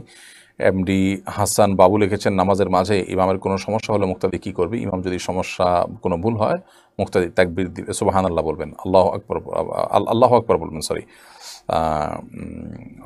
সুবহানাল্লাহ বলবেন, মানে আশ্চর্যজনক বিষয়। আর তাসবিহুল লিরিজাল ওয়াল তাসফিকুল লিন্নিসা, মহিলারা হাতে এভাবে আওয়াজ করবেন আর পুরুষরা সুবহানাল্লাহ বলবেন পেছন থেকে, এটাই হবে তাকে সংশোধন করার বার্তা। তাবাসসুম আক্তার আপনি লিখেছেন, আমি 5 মাসের গর্ভবতী, আমি দাঁড়িয়ে নামাজ পড়তে পারি না, আমার পা অনেক ব্যথা করে, আমি কি বসে নামাজ পড়তে করতে পারি? যদি দাঁড়িয়ে নামাজ পড়তে আপনার অস্বাভাবিক কষ্ট হয়, অসহনীয় হয়, তাহলে অবশ্যই আপনি বসে নামাজ পড়তে পারেন। প্রিয় দর্শক, দেখতে দেখতে 1 ঘন্টা অনেক বেশি সময় পেরিয়ে গেছে এবং প্রায় শখানেকের কাছাকাছি প্রশ্ন উত্তর আমরা আজকে দিয়েছি। ইন আসাবতু ফামিন আল্লাহ, যদি সঠিক কিছু বলে থাকি আল্লাহর তরফ থেকে, ইন আখতাতু ফামিন্নি ওয়া মিনাশ শাইতান, যদি ভুল কিছু বলে থাকি সেটা আমার এবং শয়তানের তরফ থেকে। আল্লাহ তাআলা আমাদের সবাইকে কারণ হাদিসের আলোকে আমাদের জীবনকে আলোকিত করার তৌফিক দান করুন। জাযাকুমুল্লাহ খাইর। ওয়াসসালামু আলাইকুম ওয়া রাহমাতুল্লাহি ওয়া বারাকাতুহু।